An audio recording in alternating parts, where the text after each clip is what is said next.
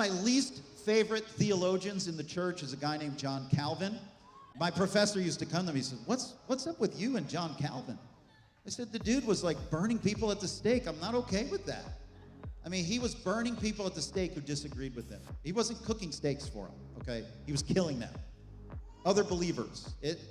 I can't read the guy's stuff. I just can't. He taught this idea, and some people say Calvin didn't really teach it, this idea that God chooses who will be saved and who won't be saved. It's called predestination.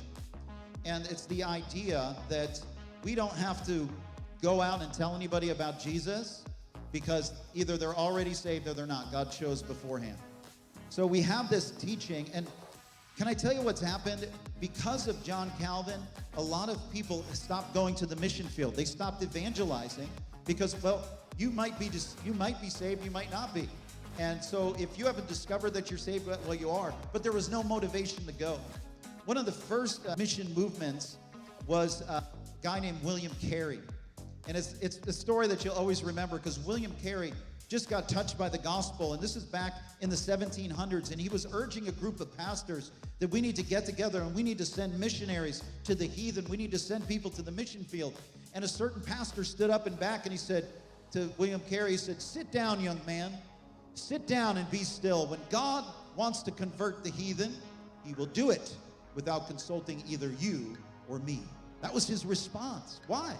Because he believed in this predestination idea that people either saved, God chose them to be saved, or God chose them to be damned. Did you know that China could have been led to Jesus back in the 13th century? That when Marco Polo returned, that the Khan had requested, was a probably descendant of Genghis Khan, had requested that the Pope send 100 Christian missionaries and scientists to his land to teach his whole kingdom about the gospel and teach them about science. And the Pope at that time sent 2 guys that only got halfway there and turned around and came back. And then the whole region was converted to Buddhism because the Christian church wouldn't go. Ouch, what an opportunity. So John Calvin taught this. He said, we are taught that the kingdom of Christ is neither to be advanced nor maintained by the industry of men, but this is the work of God alone. Sounds real spiritual, doesn't it?